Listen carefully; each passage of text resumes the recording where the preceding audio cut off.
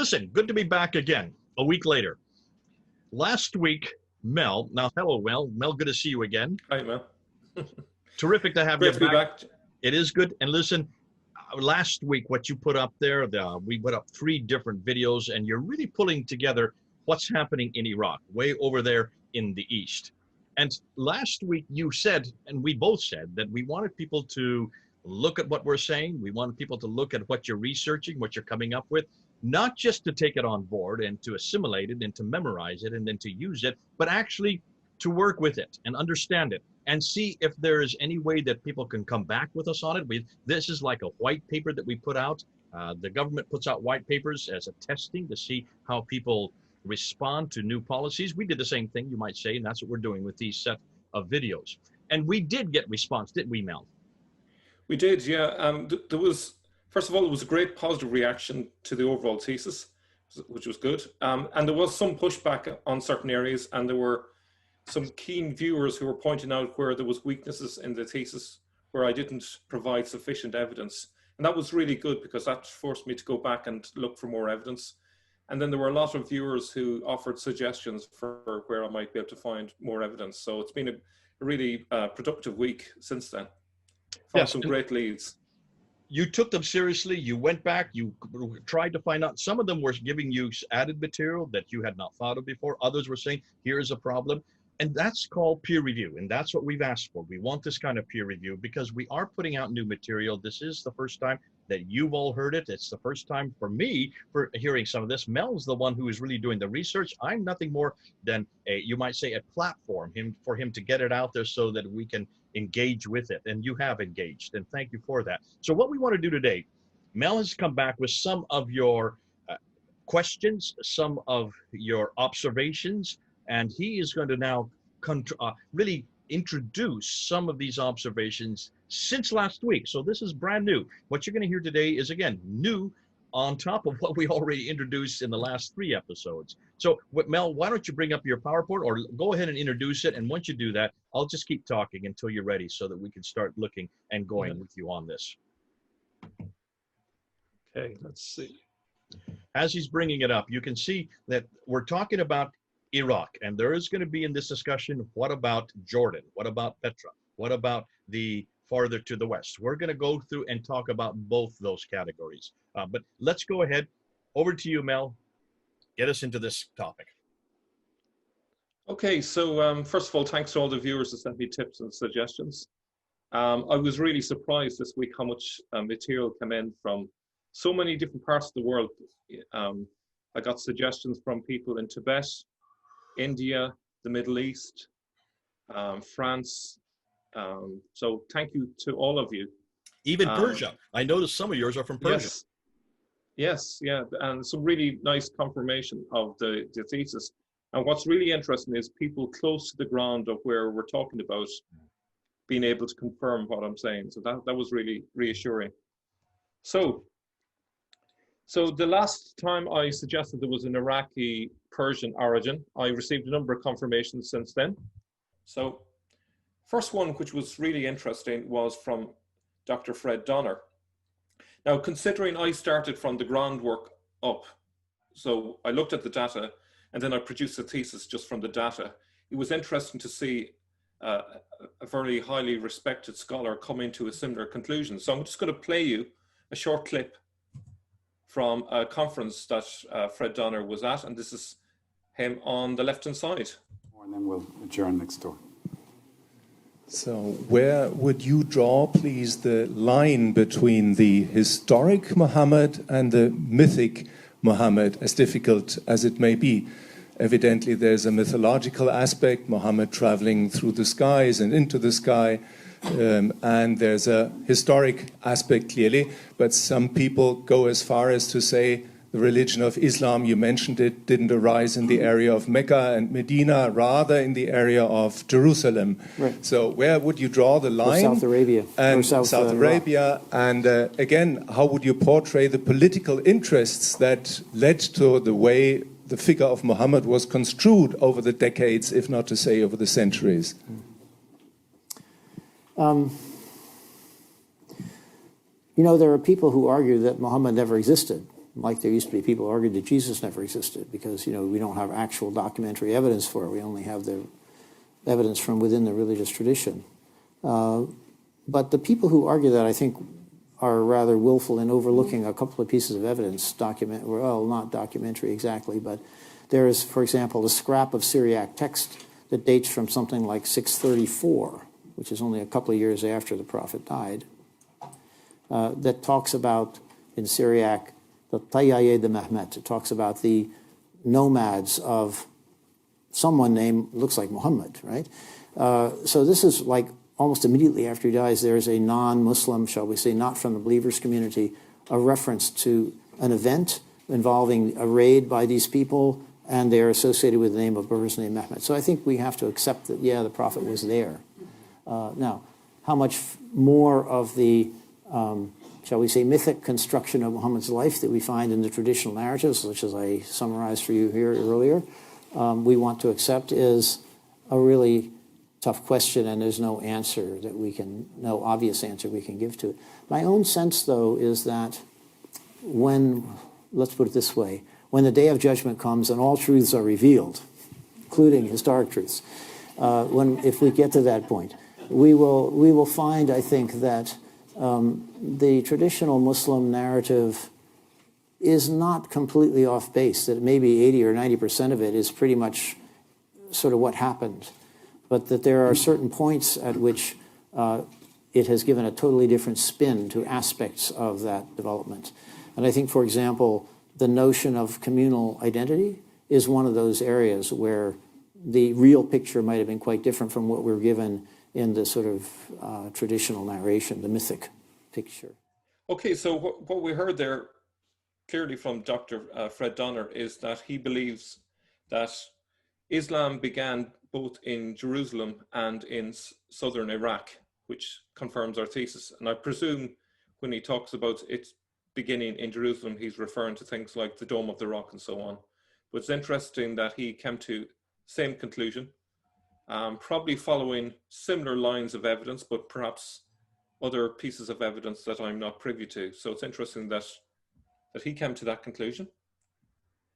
Now, there's also the following, which I got from a viewer who mentioned Professor Gabriel Sawma, who is an expert in both Aramaic and Arabic. And he also cites Iraq or Mesopotamia as being the place where the Qur'an was written. And so the context of this conversation is, what does the word Asfar mean in Surah 62:5, which is highlighted? 62:5, so I've got it here in front of me.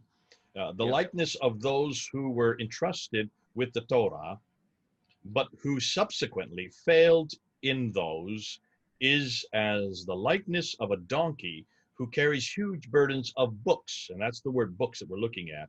How bad is the example of people who deny the ayat of Allah, and Allah guides not the people who are the zalimun. So that's the verse that we're referring to in chapter 62, verse 5. Yep.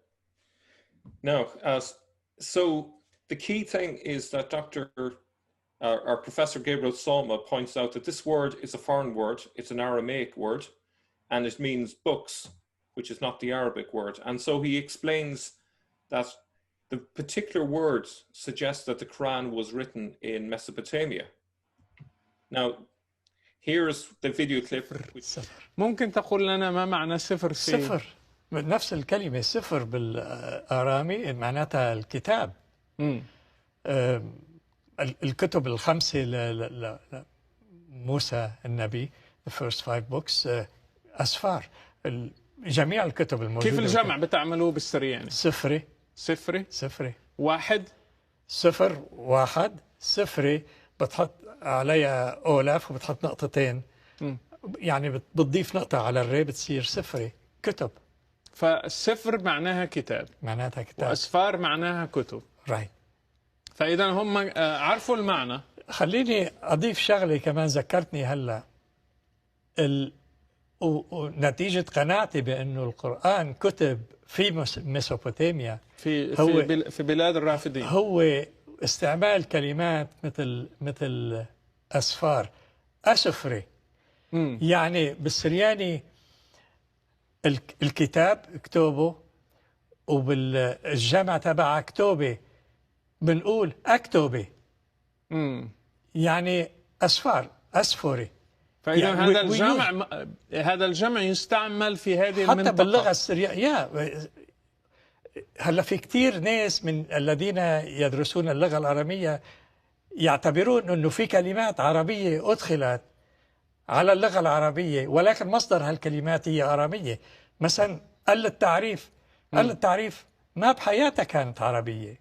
إذا بتقرأ العهد القديم بتلاقي التعريف مكتوبة بالعهد القديم 2000 سنة قبل مجيء الإسلام. So essentially, and the key part that Professor Sawma says is, I would like to add something now. You remind me of something, and because of my conviction that the Quran was written in Mesopotamia. So there you have it. He believes that based on the vocabulary found in the Quran, it's not only that the fact that they are using Aramaic, but he's pointing out that the particular Aramaic that's been used is typical of Mesopotamia. And it's connected with the way that the words are pluralized in that language, which is a form of grammar that was inherited in the Quran and used in Arabic. So in other words, the Quran has borrowed a grammatical style in its use of Arabic. So it's a key connection. Now, I'm not a linguist, and obviously this would be an area for further research, but it would have to be done by a linguist. But I'm pointing out that there is additional evidence beyond what I've stated before, which would suggest an Iraqi connection to the beginnings of Islam. Okay. So both what Rashid has come up with and what Donor has come with are both pointing to the fact that this is for the southern Iraq, the Mesopotamian area, and these are nothing more than keys that are pointing to that direction. Absolutely, yeah. Now, I also got the following interesting message from one of our viewers, and it was to do with the idea of the tashi, which was mentioned in a Chinese report from the 8th century. Now, he points out the following, that in his local languages, the Y sound is often translated into a Z sound, which could easily be taken as an S or SH sound. So I'm just going to read from him. He says, the suggestion that Chinese term for Arab, tashi, may be related to tayaye makes sense to me. In our town, people dominantly speak two languages that are closely related. Except for a few cases, in most of the words wherever Y sounds occur in one language, in the other one, its corresponding words have Z sound. Example, the word for mad is yiyar in one language, and in the other it is zuzar. Likewise, there are many words like that. Interestingly, even in case of borrowed words, we see the pattern. For example, the word for betel nut is koye in one language, which is the right sound of the loan word, whereas in the other language, it turns to kozu. The languages spoken in our town belongs to Sino-Tibetan family and therefore has some bearing on the sound change pattern even in Chinese. This pattern of sound change from Y to Z is very regular, after which changing from Z to S or SH sound is very easy to make. In fact, I once thought of some words that interchange Y to S sound within the two languages spoken in our town, but I cannot remember those words now. But such cases exist. All I wanted to say is your inference of a relationship between Tayaye and Tashi makes sense. Thank you so much to Mel and Jay. Overall, a very informative discussion. So that was quite an interesting lead, which confirmed my hunch that perhaps the word Tashi in the Chinese chronicle is in relation to Tayaye. Now, I don't know if it was the same viewer, but another Chinese viewer gave me the following lead, which was another Chinese source, which also backed up the claim, and there was lots of nuggets of gold in this one. There are some mythical elements which we can disregard, but the core historical elements are very interesting. So he says that your theory is very similar to the story mentioned in the Chinese official historical sources of Ju Tang Su, the old book of Tang, compiled in 945 AD. Ju Tan Su, volume 198, biographies 148, Western regions, section Dashi. Dashi, Middle Chinese Daizik, situates in the west of Persia. So that would correspond to the Taiyaye in Mesopotamia. During the year of Daye, 605 to 618 of Su dynasty, there was a Persian man herding camels in the mountains, Jufen Modina. One day, a lion man appeared out of nowhere telling him there are 3 caves on the west side of Jufen Modina mountain. A large amount of weapons is stored inside the caves and you can go and retrieve them. There is also a black stone with text carved on it. You will become the king if you read and do what the carved text on the black stone tells you. The Persian then followed the lion man's words and did find a large amount of weapons and the black stone with carved text telling him how to raise an army and rebel, I think it means against the Persian Sassanid dynasty. The Persian then recruited fugitives and then crossed the river Hingji to raid the caravans on the trade route. He then claimed himself to be the king and set up a separatist regime in the western part of Sassanid empires. The newly founded kingdom, separatist regime, then, I think that's meant to be, rebelled and defeated numerous subsequent Persian and Fulin, East Roman Empire invasion forces. In the second year of Yanghu, the Dashi sent its first envoy with tributes to our Tang royal court. The envoys told us that their king's surname was Dashi, with Kang Mi Mo Ni, and as the given name. They told us that their nation had been founded for 34 years since 617 with 3 kings. So this would suggest an early source, despite the fact that it was compiled in 945. It seems to be that the envoy who was sent to China 34 years after 617, which I haven't added up, but I think it might be 651. This is an early record. Now, the only thing that's mysterious really is the fact that there's a reference to a lion man, which I haven't been able to figure out. I do know that an uncle of Muhammad in the Hadiths is referred to as the Lion of Allah. Now, I don't know if that's related to this part of the story, but what's interesting is that it's a Persian man that's involved in this conflict with the Persians, which confirms some of the clues that we got in our 2 earlier videos, which suggests that this guy Muhammad might have had a Persian connection. So the Chinese are convinced that this guy wasn't an Arab after all, but a Persian. The other interesting thing is it suggests that after the initial conflict with the Persians, he heads off to the west. Now, this is interesting because this might tie in with Dan Gibson's idea of Petra.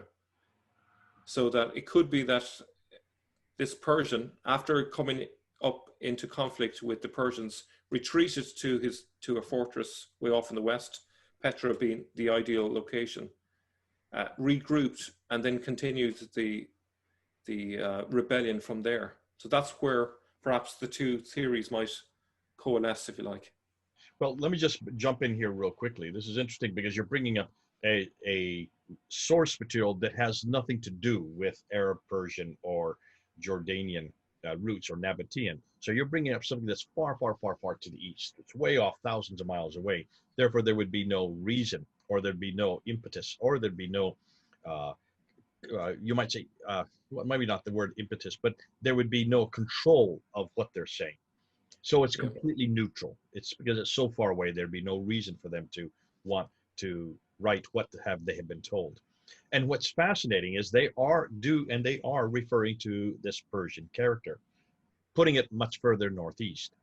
But what you're saying is that this time period also fits, because if it's 34 years after 617, around 651, this would be the same time period we're looking at as well. And if it does mean that it's moving from Iraq over to Jordan, that would fit into with Dan Gibson's material. Yeah, and the other little detail that's quite interesting is we we see a reference to the black stone with carved text on it. So this might be the origin of that. Now, whether that's a mythological element or it's refers to something that was there and it was part of their belief system in those early days is hard to say. But it's interesting that the black stone is mentioned. But notice it has carved text on it. So stop and think, though, Mel. Remember, the black stone is Nabatean. It always has been Nabatean since the 2nd century AD. There's a precedence for the black stone. The black stone always was, according to tradition, has always been in Petra. If this is the same black stone, that black stone was one stone, and it did have writing on it. Since then, it has been broken up now into small pieces. So the black stone today is just small pebbles that have been put into tar. Obviously, there has been damage done to it. But if this is, and it's saying the black or a black stone, which is suggesting that the people who are listening to this would know about this stone. It assumes that there's already knowledge of it. That would make sense then if this is a pre-existing stone that has come from a nascent environment. In this case, I would say Nabatean environment. Again, farther to the west. Yep. So this nicely ties up the two theories. So essentially, the early part of Muhammad's story would happen in Iraq, and then the later part would happen way off in the west. And so if we take in the chronicle from, I think it's 640. Well, so if we refer to the chronicle of Thomas the Presbyter, he refers to the Tayyeh of Muhammad in the year 634, involved in a battle east of Gaza. So this would tie in with Muhammad being further west, such as Petra. So Gaza would be a natural point for him to do an excursion from Petra. Yep. Okay, so we have a reference from Thomas the Presbyter to a battle waged by the Tayyeh of Muhammad in 634. Now that would fit in nicely with Petra because that would be northwest of Petra. And we can imagine that if Muhammad had gathered his troops around the Petra area, the natural place that he would lead to would be up to the northwest and continue along the coast and into various parts of Palestine and on from there. So that kind of makes sense. So I'll say that one. Okay, so now another point that I would like to refer to here is in the Chinese Chronicle refers to Ju Fen Modina. And that first part, Ju Fen, raised a few eyebrows for me. I was wondering, what word are they referring to? Because obviously they've translated how it sounds to a Chinese ear. Now the Modina part is kind of obvious, that would be Medina. But I found the following, according to Yakut, quoting Hamza, the original form was Tusfun or Tusfun, which was Arabized as Tesafun or Tesafan. So I think Yufen is probably an attempt at rendering Tusfun into Chinese now. Perhaps our Chinese viewers will come back to us and confirm or deny that this might be the case. But and it could be very simple. So essentially, the city of Tasfan or the city of Stesafan, because Medina would mean the word for city. Yeah. So it's just saying the city of Stesafan. Exactly. Yeah. So that would suggest that we have the original Medina where Muhammad starts off, which is Ctesiphon, and then he's heading west to Petra. So we have both theories signified by this Chinese source. So that was an excellent source and quite a useful guide to our researchers. Now, there's also the following. In the following Chinese source, there is indicated a change in the Islamic narrative, which was noted by the Chinese at the time. The Dachi continues sending diplomatic envoys and paying tributes to Tang China 3 more times after 651 AD. They are between the years of Chang'an, in the 2nd year of Jin Yun, and during the years of Kai Yun, which the last one being 613 to 741.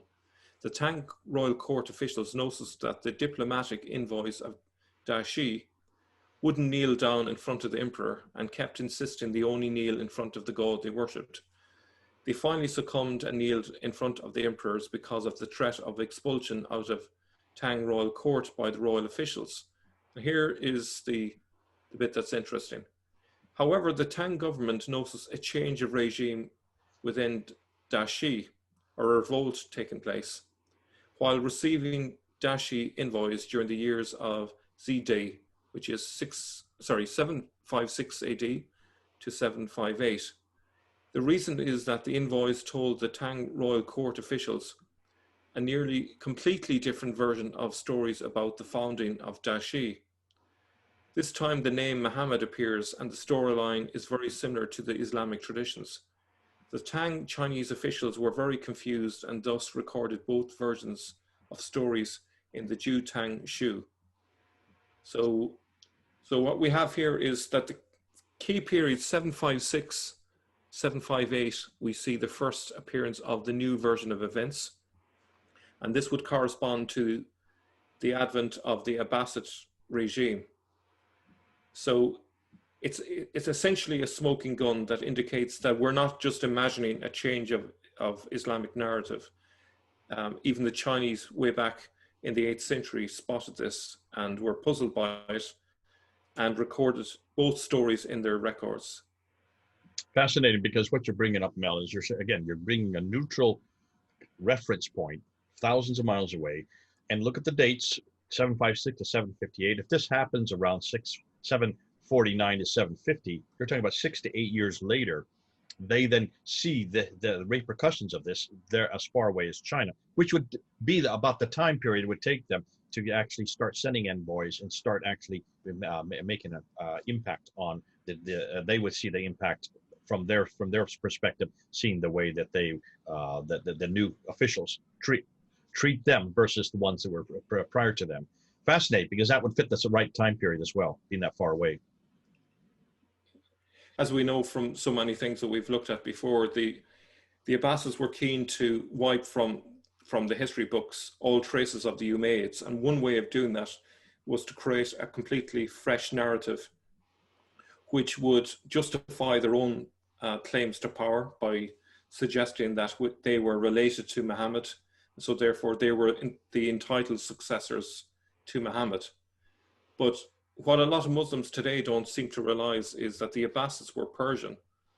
So if they are claiming family ties to Muhammad, this is quite embarrassing stuff, because it undermines the idea that Muhammad was an Arab. But can I also the idea, taking one step further from that, is it's not also then help us understand why is it that none of the earlier material would be in the traditions? Because remember that the traditions only begin to appear after this. The traditions only begin to appear with Ibn Ishaq in 765, Ibn Hisham in 833, Al-Waqidi in 835, Al-Bukhari 870. That's another 100 years after this. That would then make sense why, if already the Chinese are seeing that they're eradicating any reference to the earlier regime, the hated regime, then why are we surprised that the same thing would not exist also in the traditions, which then all follows subsequent to this time? Absolutely. And, it seems very likely to me that someone must have written down an earlier biography of Muhammad, whoever he was. Let's call him Iyas, as I suggested in an earlier video. But whatever biography they would have had, they got rid of it, along with so many different sources. And that's one of the reasons why there's this massive 150 to 200 year gap in the history. Even those sort of gaps tell us that. Even the traditions tell us that. I mean, the story behind Al-Bukhari is that he was given 600,000 of these traditions, and he was to then choose which were authentic and which were not, and he whittled them down to 7,300. So I think it's 97 or something like that. So just say 7,400. That, in other words, he only retains 2%. The other 80% he throws out. Well, we can see if this is happening in the Chinese courts a century earlier, it stands to reason then Al-Bukhari had an agenda here, and his agenda is to eradicate anything that did not fit with their narrative, and their narrative would be very much a Persian, an Abbasid, a post 750 narrative. And of course, Muhammad would be part of that narrative. Absolutely. So, so we have the following. Note the tribe of Muhammad has been redacted from the Tayyaye to Koresh here. Another saying is that the ruling clan of Dashi tribe is called Guli, which the note down below says it's Quraish according to modern scholars. During the year of Kai Huan, 581 to 600 AD of Su dynasty, there are two families within the Guli tribe. One family is called Pen Ni Zi Shen, and the other one is called Pen Ni Mo Huan, which are the Banu Hashim and the Banu Makhzum. There was a man from Pen Ni Zi Shen called Mo Ki Mo, who was very brave and wise and was hailed as the king by the tribe people. The king Mo Ki Mo then expanded the kingdom's territory, stretching across 3,000 leagues from east to west with his mighty forces. He also conquered the city of Jiala, which is also called City Shan. So down below you can see the various suggestions for who each of these names are. Mo Ki Mo is the Chinese rendering of Muhammad, according to modern scholars. Fascinating. So yeah, so we can see there's here with this reference, we can see the transition from Tayyaye to Koresh. Now the Koresh being a more Persian tribe because of its connection with Cyrus, as I mentioned before, whereas Tayyaye is more clearly an Arabian tribe. Now, why would the Abbasids want to push aside the Tayyaye reference and push forward the Quraysh connection? Because they're clearly vowing for power and they want to push their agenda. And that's why we see the references to Tayyaye disappearing from the Islamic tradition. And if you want to find those references, you have to go outside the Islamic tradition to find them. And, you know, if you look at the 7th century, wherever there's references to Muhammad, you invariably see references to the Tayyaye, but that disappears in the Islamic tradition. So there is manipulation going on with the data in the Islamic tradition for political purposes. So that's the key thing I would point out. So there's a censorship going on that early, that it makes sense then. If that all you have is that later tradition, all that has been censored, all that has been thrown out a good 100 years earlier, then all that we have is the much later rendition. No wonder everybody's getting it wrong for so many of the time. I like what you're saying here, that you need to therefore look at the neighbors that are still there, who they didn't have control over, like the Chinese. They wouldn't have had control to eradicate and censor their material. They probably are giving us a better eye as to what is actually going on. I'm conscious of the irony that it's the Chinese that are giving us the uncensored version, considering they're not exactly known for uncensored material nowadays. So there's a great irony there. But certainly in the 8th and 9th century, they were, yeah. Yeah. So the dashi, I would suggest, is how the Tayyaye is rendered. And you can have a look there for yourselves. That's just a reference to that to back up that point. Now, I also got this interesting lead from Salam Fuad, an Arabic speaker. He mentioned that there was a book by Yassin al-Mazri called Islam Came from Persia, which was a bit of an eye-opener to discover this. I don't know anything about the book. I only have this lead, and Murad, who's on our team, plans to read this book and see what this author has got to say. But he clearly is on a similar track as me. And he wrote this book about 2 years ago. So I wasn't aware of this book because it was written in Arabic.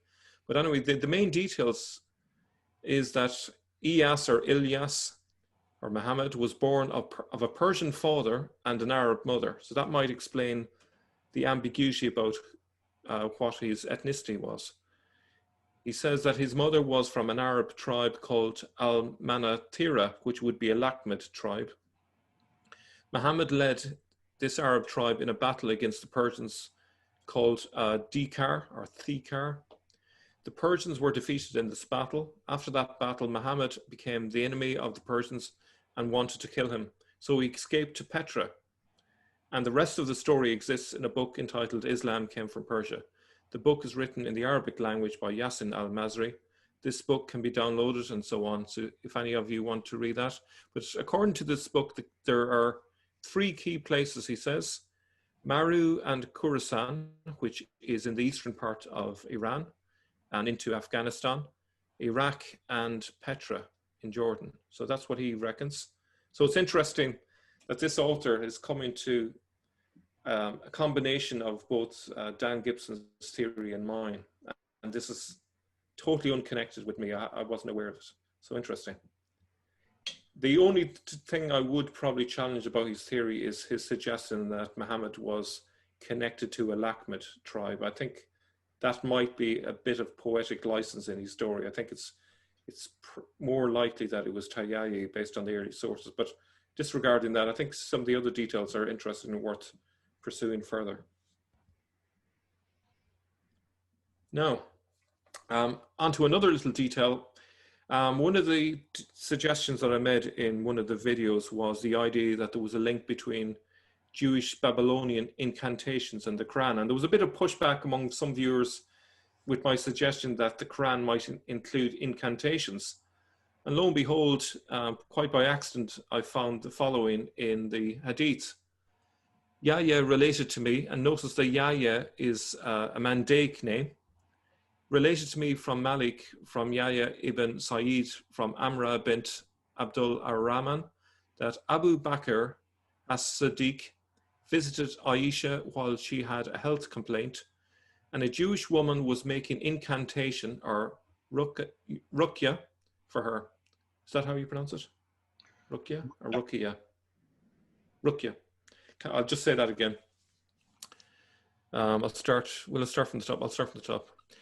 Yahya related to me from Malik, from Yahya ibn Sa'id, from Amra bint Abdul ar-Rahman, that Abu Bakr as-Siddiq, Abu Bakr as-Siddiq. Maybe I should read it. Do you want to? Yeah, please.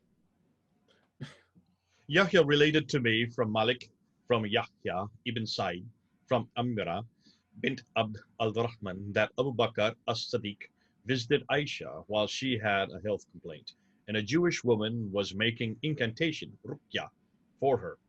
Abu Bakr said, do it, the incantation, with the book of Allah. So that's interesting. So there you have a confirmation that the Quran was used for incantations. So they use them for a Babylonian style spell, which was a very common tradition that goes way back thousands of years. And you find that in southeastern Iraq. So it's an interesting corroboration to the idea that these stories emerged from southern Iraq. Okay. Now, in relation to the Koresh Iraq link, I got some interesting leads. The first one comes from a Jewish contact. He gave me this tantalizing lead, which we will try to follow up with a written record. He says that the Bani Koresh refers to Persian nobles who claim descent from the Achaemenids. In reality, only one branch of the Achaemenids could be called Bani Koresh. I don't think I've ever heard it spoken outside of our community's religious context, where I have heard it used as a friendly way of referring to Kurds, because Kurds and Israelis get along very well and have a lot of solidarity. The problem is that so many religious books from our community were burned by people like the Nazis, etc. So what's interesting here is this Jewish contact has heard the Bani Koresh being used in the context of people from Persia.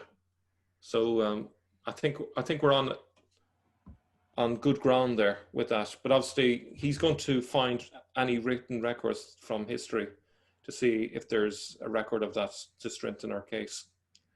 We also got the following from someone who emailed you. This is anecdotal evidence from the Persian side. Hi Jay, just watched yours and Mel's video. He could be right about the Koresh. Do you know why? If in those days they used to refer to the Persians and the Persian side of the region as Bani Koresh, the children of sons of Koresh, that absolutely makes sense, because Cyrus the Great is called Koresh in the Middle East.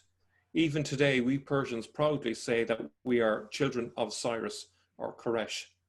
So that was quite a nice confirmation. Mm-hmm. Now, I also got the following link. And this one is sort of a dead end, but I thought it's a curious one, and I thought I would include it just for the sake of completion, and maybe others might disagree with my idea that it's a sort of a dead end. It's not conclusive. But in any case, in 1914, Alfonso Mingana, together with Agnes Smith Lewis, co-wrote a book about some early Qur'an manuscripts. Can we stop there just a minute? Yeah. I'm just wondering, go back to the previous slide. Yeah. Both of these two slides that you just put together, not many people will know, because they will not be aware of why we're zeroing in on the Quraysh. Let me just jump in real quickly and explain that. Yeah. We do that real quickly. Just for those of you who are not aware of what we're talking about, it's the Quraysh.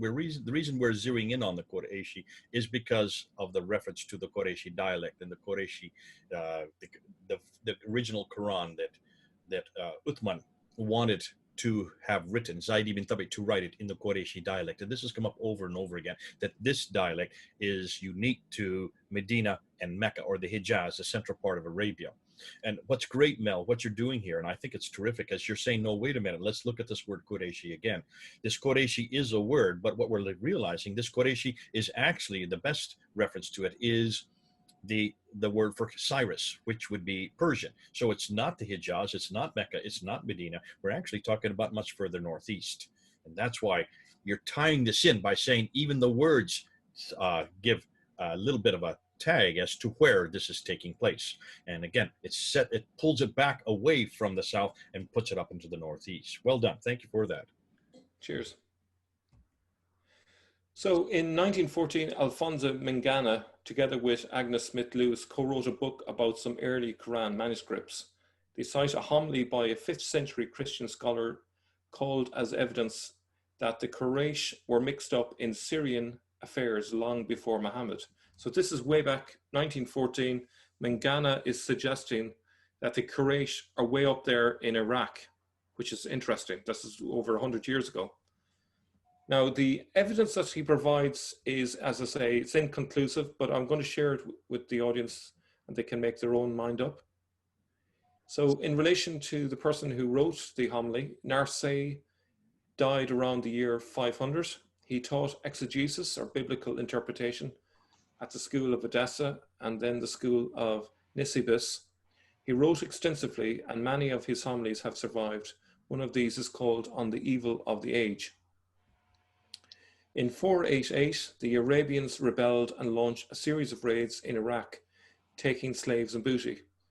According to Narsay, the raids in Iraq led people to curse the sons of Hagar, the Ishmaelites, and to wish that Abraham had never touched Hagar.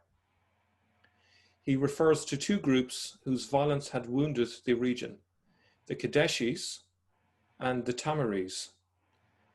The Tamaris are referred to as being Iranian in another source, but it doesn't say where these were from, the Qurayshis.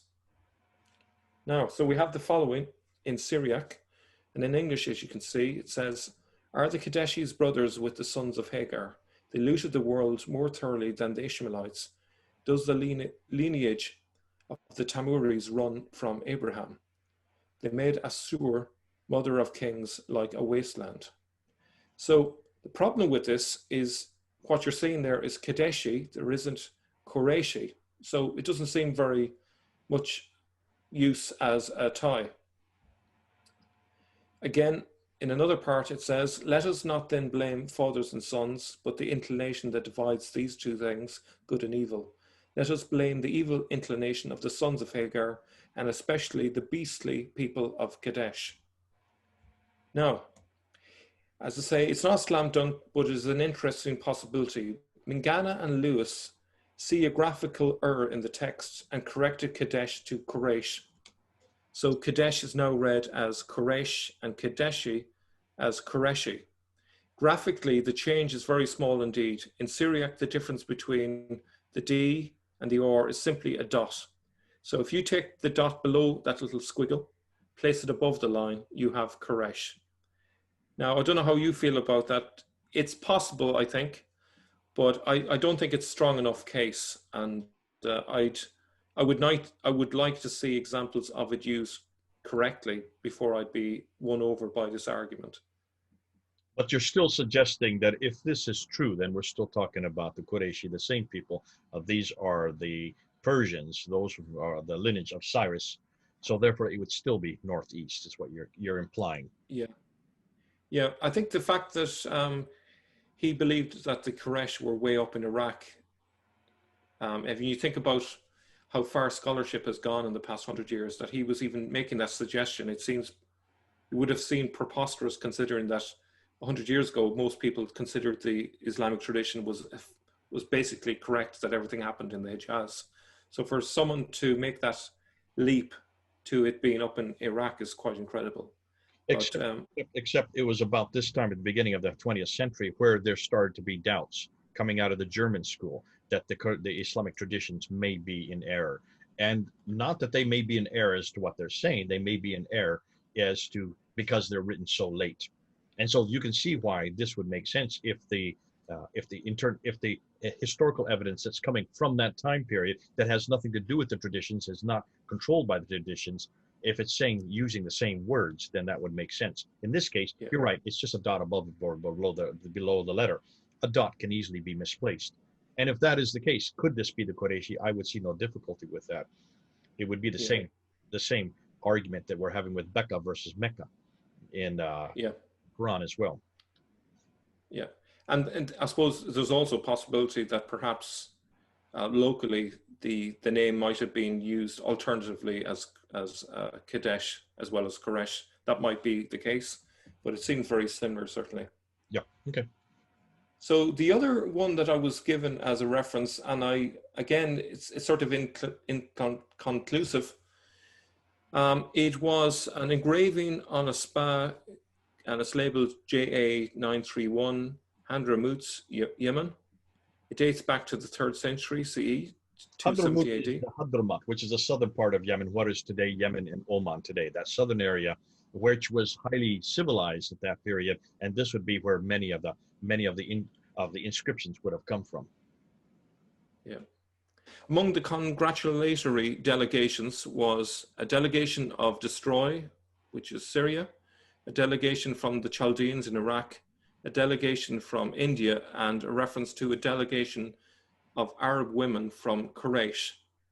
Now, the person who sent this to me as a possible connection with Iraq suggested that this is an Iraqi connection. Now, personally, I don't see where the connection is with Iraq. It might be that they're assuming it's Iraq because of number 2 and the fact that these were all foreign delegations. But there's nothing, just looking at it objectively, there's nothing in this text to convince me that the Koresh were from Iraq. If I was just being fair and honest, unless there's something else in this inscription that I didn't find, and perhaps if any of our viewers are aware of more information from this inscription, maybe there is something extra that I've missed, but I don't see any connection. Could it be nothing more than the fact that they're listing 1, 2, 3, 4 different delegations? 3 of them are known places: Syria, Iraq, and India. Quraysh is the only one we're in doubt. It's obvious that if this was, well, not obvious, but if this was the Quraysh, as we've been saying all along, the Quraysh, which is Syria, that would be Persia. So that would be Syria, Iraq, and Persia, along with India. So those would be 4 well-known places, because obviously, whoever wrote this inscription, if it is in 270 AD, they assumed that people would know where these places were at that time. Yeah. That would be the logical thing, that it's not so far away that they wouldn't that they would require to put the country of Quraysh next to it. Perhaps it was really and the obvious. fact that we don't have anything from that far south at all in inscriptions that early suggests to me that this was a well-known place, or these people are well-known people. Otherwise, why would you put an inscription if they're nothing more than fictional? Yeah. So it's so I think at least it confirms that there is a group called the Koresh. It wasn't an inscription I was aware of until this week, so that's quite interesting. And if we draw in all the other evidence, perhaps that this group was actually a Persian group, as some people have suggested. So just going on from there, then I was asked to justify Sebeos's early authorship in the 660s. Now, there was one particular viewer who writes under a Greek name who gave me quite a lot of challenging comments, and One of them that I particularly thought was worth coming back on was in relation to Sebeos and his early authorship, and he believed that he was actually a later author than I'm suggesting. But he puts it into the 8th century, doesn't he? He puts Sebeos into the 8th century. Yeah. So I kind of follow Robert Hoyland's lead on this, because Robert Hoyland is the expert on the early sources. He was the person who gathered all of these sources together in one book. And he was the person that actually championed the criteria that most scholars use nowadays in terms of querying the sources, checking for things like bias, checking for dates, authorship, and so on. So he was the expert that set down the criteria, and you find that in his book, Seeing Islam as Others See It. So here's some quotations from him. Well, starting with a non-quotation, I should maybe. Robert Hoyland considers the authorship of Sebeos in question, i.e. it is anonymous, but on dating and reliability, he's much more positive. So one quote from him is that there are indications that Sebeos lived through many of the events that he relates. He maintains that the account of the Arab conquest derives from fugitives who had been witnesses thereof, and speaking of happenings in 652, declares that the Armenian faith has prevailed until now. Now, considering his history ends in the year 661, that would indicate that he's writing around that time frame. He also says that as for Sebeos's trustworthiness as a chronicler, one should note his occasional use of documentary material. This consists of an exchange of letters between the Armenian patriarch Zumatas, 615 to 628, and the deputy patriarch of Jerusalem, Modestus, 614 to 631, and extracts from a declaration of faith composed in 648. So, in other words, Sebeos, relatively speaking, is a good historian. He's using evidence, particularly documentary evidence. He's using eyewitnesses, which would lead us to have confidence that he was an early writer and also that he was a reliable writer. He goes on to say, our confidence in Sebeos is further increased by his apparent access to certain privileged information. An example is the Persian sack of Jerusalem in 614, for which he is the only writer to explain why the Persians, who seem to have inflicted little or no damage on towns and cities in Syria and Palestine, ravaged Jerusalem, namely that initially a truce had been arranged, but a few months later, some youths of the city killed the Persian governors stationed there, and a riot broke out between Jews and Christians, which necessitated Persian intervention. So essentially, Robert Hoyland would say that based on evidence like this, we could consider him to be a reliable author on these events. Now, he also includes some less positive elements about Sebeos. Sebeos is not, however, immune from error. In particular, he conflates the two Persian assaults of 615 and 626 into a single incident, which results in his leapfrogging or misplacing the events of 616 to 625. But he says, despite these and a few other shortcomings, the novel and often accurate information in Sebeos means that he must be taken seriously. So on that basis, I think Sebeos is a really good source to use. He's an early source. In some cases, he's unreliable, but in the majority of cases, he seems to be using eyewitnesses and documentary evidence. So I think as long as we use him in addition to other sources, I think we're on fairly safe ground. If viewers have any suggestions for what line man might refer to, would love to hear from you, particularly our Chinese viewers, and I pass it back to you, Jay. Thank you. Well, yes, Mel, this is great, and I love what you're doing here, because you're actually taking people seriously, and you're saying, listen, I'm putting this out there. These are suppositions. I'm willing to be tested. I'm willing to be critiqued. I'm willing to even to respond to those criticisms, and you've done that just here, and this has been excellent. As you walk through, and you've not only referred to the questions that people are bringing up, you're also referring to the suggestions and showing how the suggestions actually support and give more meat to what you're finding out. So let me just go through a quick review of what I come up with. I've been taking notes as you've been talking. I love the fact that you started with Fred Donor. Dr. Fred Donor is a heavyweight in Middle Eastern history. He's a good one to begin with, and it's great that you have him up there suggesting that much of this that we find in Islam is from the southern Iraq, further east and further north. He doesn't give support as to why he's come from that conclusion, but you're going to go through and say, now, probably because of what we have been finding. You zero in on, and as support for this, you started with Surah 62, verse 5, and the word Asfar, which is an Aramaic word for the word kitab, which is the Arabic word equivalent. What is that doing in the Quran? Unless, of course, that verse was derived from the Aramaic antecedents. That would suggest then the Quran is also from much further north, because these you have, I think you said in the last one we did a week ago, you said that 70% of all the foreign words in the Quran are Aramaic. With such an overwhelming number of the foreign words Aramaic, that would already place it much further north and much further east, the Quran itself. I love the fact that you keep coming back to Daiya. And you go to the Chinese, and this is great because by using the Chinese, Mel, what you're doing is you're stepping outside of the tradition, you're stepping outside of that environment, you're stepping outside of that period and saying, listen, much of the material that's from that period has been destroyed. We know that. We know it's been destroyed because all the material that we do get from the 9th and 10th century is so late, they've destroyed everything that goes before that, and you do bring that up about halfway through your talk. If that is the case, then we would not find material from that part of the world that early that would give us the real picture. So let's go outside and let's go to people who had contact with them. Let's go as far as China, thousands of miles away. There's no way that the Arabs or anybody else could have any control over them. And let's see what they say, because they've had contact with these people, these Daiya, and they use the word tashi.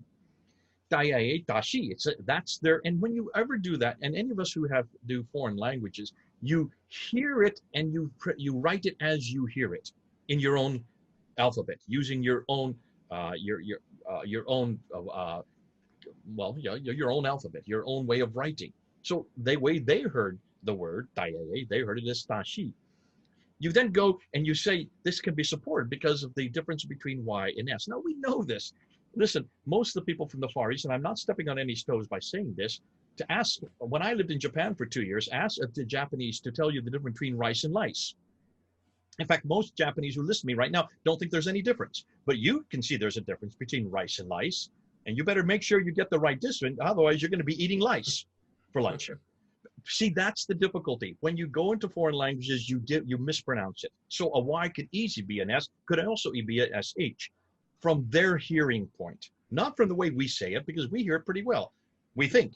But then there are things that they say, listen, I have a daughter-in-law who's Chinese, and when I listen to her speak Mandarin, she has 9 different tones. I don't pick up any of them.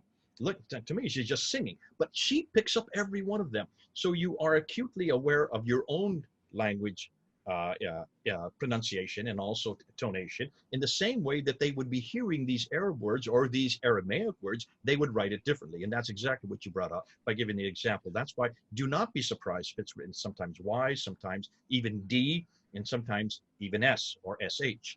And that's what you find out. And when you get to, I love what you did with Jiu Tang Chu in 945, this is the 10th century. He writes the word Jufen Modina. Jufen, well, that could be teaspoon. Jufen could be teaspoon. What is again, listening to it, what are they talking about? Well, it's Ctesiphon. That's the way they hear the word Ctesiphon. Ctesiphon is what is today Baghdad. That's exactly what we're talking about. And Modena could very well be Medina, which is the city of Ctesiphon. Fascinating, because I remember when I was in Japan, the first time I went to McDonald's, and I said, where can I find a McDonald's? They said, what? I said, McDonald's. Oh, Makodonalido. In Japan, McDonald's is Makodonalido. And there's even a song to it, Makodonalido. That's how they say McDonald's.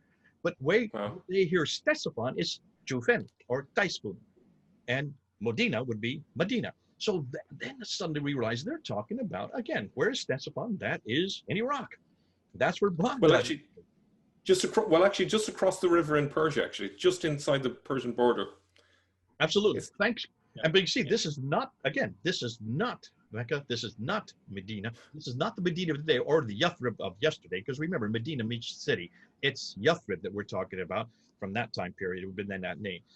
Then fascinating, you then go into this this reference about 756 to 758, where these Chinese are getting these delegates that are coming from again, the Persian delegates. They're very clear that they're Persian, but that something happens between 756 to 758, that's the 8th century, mid-8th century, and they have a completely different change of regime, and they start sublimating. They don't want us to know that anything that's happened from the previous regime, which is quite political. That happens all the time. You can pretty much be sure that even happens today. When a new government comes to power, they want everything eradicated from the previous government, or you don't even mention it. So this is the situation that's happening in the 8th century. And it looks like what you're saying, Mel, is this could be the change between the Umayyads and the Abbasids. The Abbasids, again, who have their headquarters in Baghdad, they don't want anything about the Umayyads. They eradicated. So the dignitaries are coming 5 to 6 years later. They're getting to China, and they're seeing this. The Chinese are seeing this, that there's something wrong, that they are now changing. They don't want to talk about the previous revolution. They're even acting differently. And they point this out, and they write it out. Here's another zeroing in on another aspect of what we now know is the changing between the Umayyads and the Abbasids happening in around 749, 750, though it's getting to the Chinese courts about 756, 758. I would say, I love that. I would say that, you know, what it points out is the Abbasids were masters of propaganda, and they knew the power of a narrative, and that if you control the narrative, you control the politics on the ground. And that's, I think that's the key indicator there. Okay, okay. And then you talk about the Dashi, the ruling Dashi tribe, who are known as the Gulli, which could be very much the Qureshi. And then you talk about this Dashi. You then go into this incantation. I won't get too much into the incantation because people said this doesn't exist, and then you found it there in the Quran. But let's get back to this Qureshi. I love the fact that you're zeroing in on this, because the Qureshi is very clear from all your traditional sources. The Qureshi are the Hijazi people. Remember all the confrontation that during the time of Uthman, when Hudayfa comes down from Syria and Iraq, and he says, we don't like this dialect up here. We must write it in the Qureshi dialect. And so for what goes in our minds is the Qureshi is Muhammad's dialect. It's the dialect of Medina and Mecca. It's the dialect of the Hijaz. It's the dialect of Uthman. It's the dialect of Zayd ibn Thabit. That's the dialect. That's the Meccan dialect. That is that central part of Arabia dialect. That's what we've been told. And everybody thinks that. And then you're saying, hold on a minute, that word is there. But the Qureshi could actually be Cyrus. It could actually be Persian. This could actually be the Persian people, the Persian dialect, the Persian area. And where are the Persian people? Where is the Persian dialect? Well, look at it, right up again. It's straight up where we've been telling you. It's right up there in the area of Iraq. And then you give a number of different references, people who have written it about this. They're saying that the Qureshi are the people of Cyrus. You give the Iraqi link again. A friend of mine who wrote in and said the same thing. And then you go to Alphonse Mingana, well-known name, again, a big name, like Fred Donner. Mingana is the one that got the collection for Birmingham University. And we're referring to Narsay, who's writing in 500 AD, so much, much earlier. And he's talking about the Qadeshi. And you're saying the Qadeshi could be Qureshi, could be referring to that as early as that time. Am I getting you right on this? That you're talking about the 6th century, 5th to 6th century, they could have been talking about the Qadeshi there. And you could easily misinterpret D with R just by putting a dot above and below the letter. Yeah. So that's so you're finding reference after reference after reference that these Quraishi, these Qadeshis, are people actually from Iraq. And that is not at all, Quraishi has nothing to do with Mecca, has nothing to do with Yathrib, has nothing to do with Uthman, much, much further north. You get into another example, and you just give example after example, you come up with this engraving, this inscription, the Spa engraving, the JA931, written in 270. So now we're back into the 3rd century. As early as the 3rd century, you have 4 different people from Syria, Iraq, India, and these women from Koresh. There it is, very clear. These are the Quraysh. Who are these people? Well, if you already have India, Iraq, and Syria, that's much further north. These women are part of that whole group. Then you can see that that would also possibly, you're not saying categorically, but possibly that could be from the Iraqi environment. And then I love the fact that you don't want to leave one stone unturned. And you can see there's this one guy who's been really getting on your case about Sebeos. And it's nice that you did take him on, and also that you did answer his response. I don't know, to be fair, Mel, I don't know of any historian that does not trust Sebeos, that Sebeos lived in around 660. I don't know of any, I've never come across anybody that would say that Sebeos is from, certainly not from the 8th century. And I don't know why this fellow keeps on harping on about this. I think it was good that you did go to, what's his name, Hoyland, and you let Hoyland support you. And I think that's good that you use experts in the field. I don't think anybody has done as good a job as Hoyland at looking at Islam from that time period, from the 7th and 8th century, and has, remember this, Dr. Robert Hoyland's region writes 18 languages. The fellow who's taking you on, I'd like to know how many languages he is region writes. I'd like to know if he is at the same caliber as Dr. Robert Hoyland. And it's good that you're using Hoyland, you're using Mingana, you're using Donner, you're using the big names, the heavyweights of the Middle Eastern community. And you're saying what Hoyland is saying is very clearly that Sebeos is from the mid-7th century, but more than that, he can be trusted for a number of reasons. One is that he is current, that he talks about dates, that things that are happening at that time, and he gets it correct. Mostly. You only give one example where he got it wrong, but I would even say that's not a great example you gave between 615 and 625, because that's nothing more than telescoping two things together. That's called telescoping, or as you say, conflate. I would not say it's conflate, it's called telescoping. We do that all the time when we want to talk about many different battles. There's one battle, and he just gives out the date. And simplifying the story, It's not, he's not interested in the minutiae, he's interested in the whole big chapters of history. And that's, we're all guilty of that, but most people just pass that off as nothing more than that. But you also say that he uses documentary material, and he talks about letters. These are real letters that are written between 614 to 631. And he also has access to privileged information that nobody could have had they been living later. Certainly not from the 8th century. They would have not known that specifically about why is it that while they were benign to other areas, why did they attack Jerusalem so specifically? And that's because of the young lads who were up there who were attacking the Persians. The Persians had to do a response. But no one else talks about that except Sebeos. So I think you've got the right man at the right place doing the right thing at the right time. And thanks for doing that, because that helps the rest of us then to appreciate Sebeos a little bit better and to realize this man is speaking in the right time period. He is at the right place. He is speaking about things that he knows about. He is referring to people that he's actually writing back and forth to. So that would make him and give him a lot more authority than say somebody 21st century says, no, I'd like to keep it in the 8th century. I think the convention that he is Sebeos is not significant. He's an anonymous author, but we can rely on him because of the early dating of his writings and the fact that he's using sources and eyewitnesses. So it doesn't actually matter if he actually was the historical Sebeos or not. He's a good source. I mean, Mel, we do this. I mean, think of Luke. We talk about Luke all the time, and the same thing has been brought against Luke, the author of the book of Acts and also of the Gospel of Luke. And people have said that he has got so many things wrong. And yet let me give you one example. In Acts chapter 18, verse 12, he says Gallio is a proconsul, and that was always attacked. Gallio was, there's no, everybody that knows about Gallio from the 1st century, Josephus refers to him, and there's no reference to him being a proconsul at all. So obviously Luke must be incorrect. And that's much like your writer is saying this, that you got the wrong man at the wrong place. He's much later, not that early. Well, that was until the Delphi inscription was uncovered. When they came across the Delphi inscription, here they found that Gallio was a proconsul in 52 AD. 52 AD for only 1 year, which means 40%. Which means whoever wrote Acts chapter 18, verse 12, which we know as Luke, had to have been living at that time and writing at that time and had to be privy to that knowledge. There's the privy again. He had to be privy to the knowledge that Gallio was a proconsul just for that 1 year, supporting the notion that the book of Acts had been written between 52 AD and 62 AD when he was finally killed.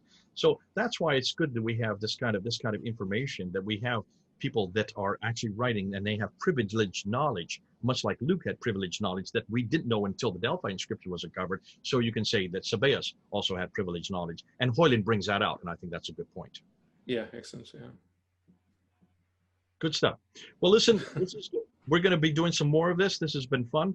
Murad's coming on Friday. We're going to be looking at the Hijra, and he's got some whole new evidence for the Hijra. It's this, as you as we've said over and over again, the more we scratch, the more we find. The more we find, the more we shine. The more we shine, the more they whine, oh, how sublime. We're going to continue to scratch. Mel's going to continue to scratch. He's going to continue to look at artifacts. He's going to be looking at letters. He's been looking at inscriptions. This is the kind of thing that we're looking at because we're always going back to the 7th century. We're always going back to that part of the world and that time and with those people and those names. We're not going to get caught up in the 9th and 10th century. Let's stick to the 7th century. Have you noticed everything that Mel has been doing is coming from that period or before, even as early as 270. He's gone back to the 3rd century to support his case.